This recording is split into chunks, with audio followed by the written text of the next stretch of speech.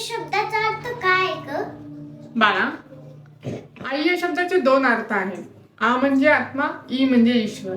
ईश्वर तर जन्मताच आईच्या स्वरूपात आपल्या सोबत असतो, पण आत्मा दे पाणी दे.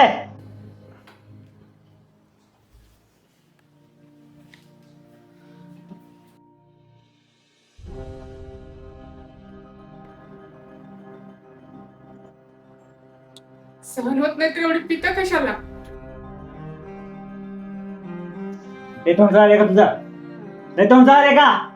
ते बापाचे पैसे पेलो का मी दारू? हा, बापाचे पैसे पेलो का?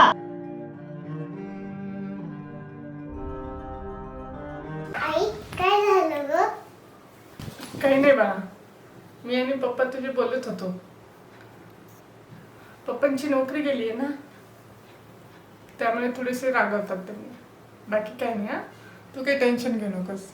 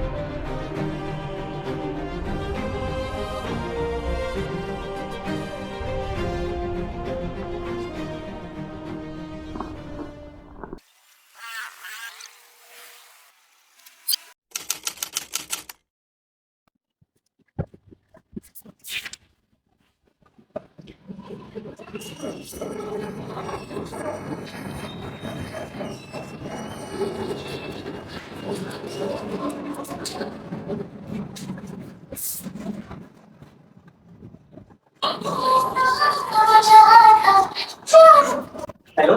हॅलो, भाऊ कुठे आहेत? हा आलो, थांब जरा थोडं. कसं आहे यार, काम खूप लागलं ना. खूप उशीर झाला आज. हॅलो. हा येतोय झालं झालं, थोडंच झालंय का? या बरं लवकर. हा आलो, चालू. एकच मिनिटात आलो, लय वेळ लागणार नाही. आलो चालू, एकच. लेकरू वाटून बघायला किती वेळ हो, झाला. तिला सांग झोप म्हणा, पप्पा येतील म्हणा. हॅलो.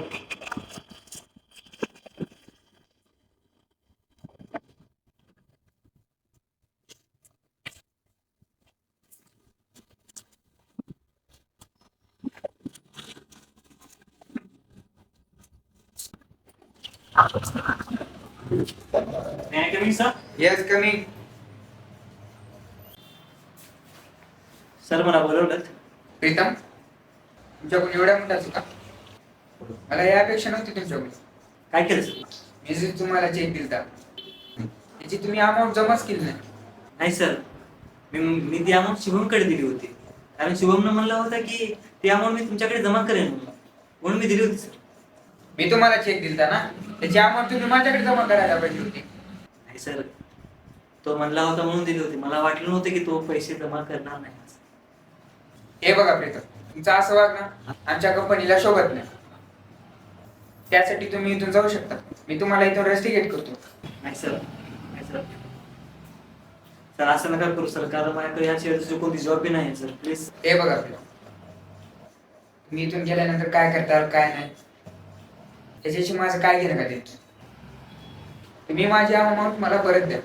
नाही सर, तुम्हाला या कंपनीत ठेवून तर मला काय फायदा.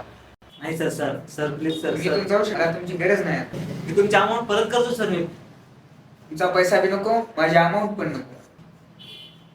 हो ना. Sir, sir try to understand sir, please. Sir sir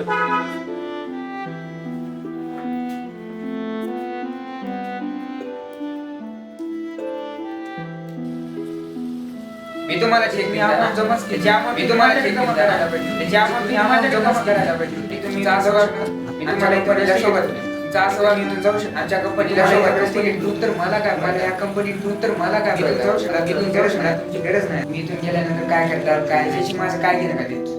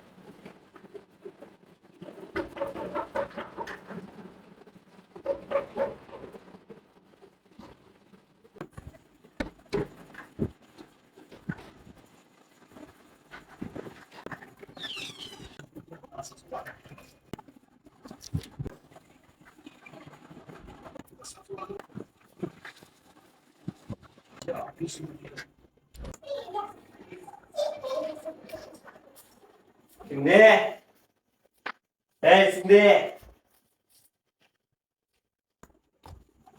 Shinde Shinde जेवायला वाढ मला.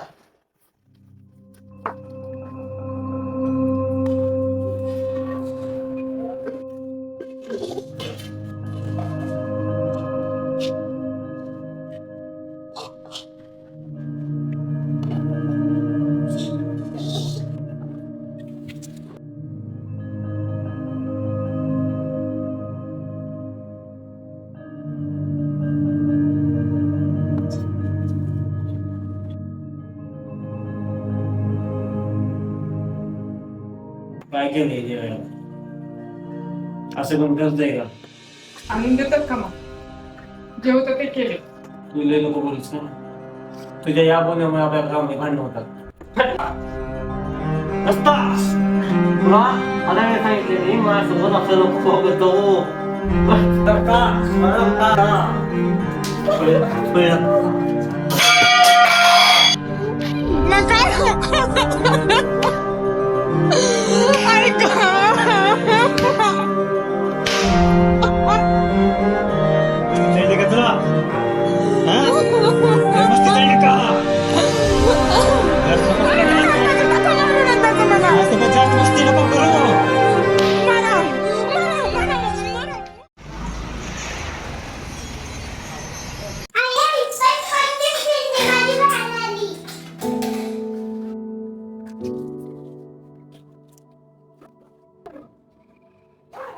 आई तुला काय लागलं ग? काय नाही बाळा, आज तुझी ट्रिप पण जाणार आहे ना, चल उशीर होते तुला. जा. अरे हा तर माझी स्कूलची फीस पण भरायची राहिली. मॅम माझ्यावर खूप चिडायले. फीस? माझ्याकडे तर एवढे पैसे नाही येतच. कुठून आणावं, काय करावं, काहीच सुचत नाहीये. पण काही करून पैसे मिळवावेच लागतील, तेही माझ्या मुलीसाठी.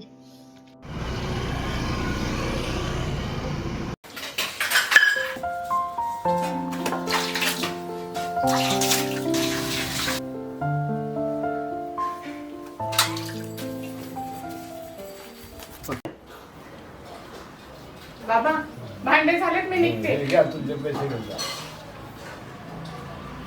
बरं, येते हा.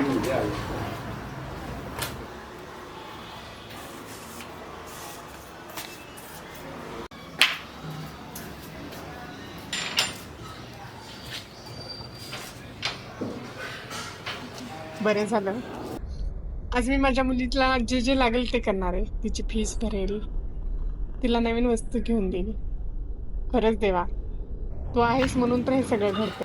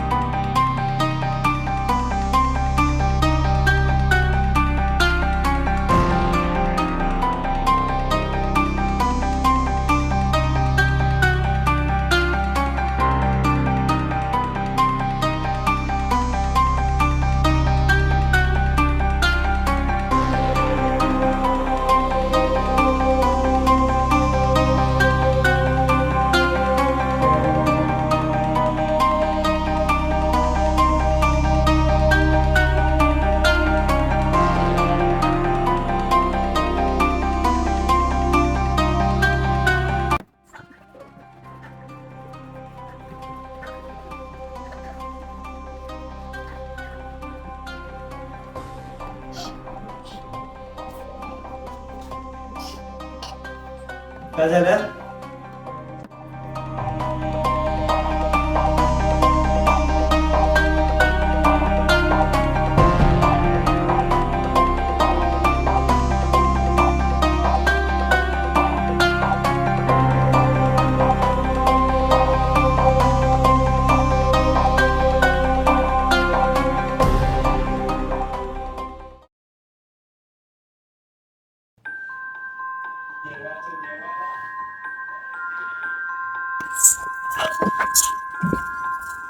ठेव बाळा.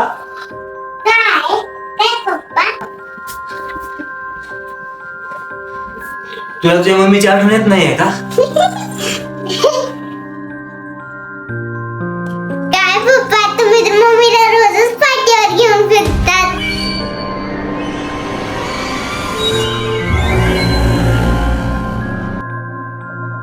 आई आई या शब्दाचे अर्थ दोन प्रकारे असतात. हा म्हणजे आत्मा, ही म्हणजे ईश्वर. ईश्वर की जन्मातच आईच्या स्वरूपात आपल्या सोबत असतो, पण आत्मा आई गेल्यानंतरही आपल्या सोबत असतो.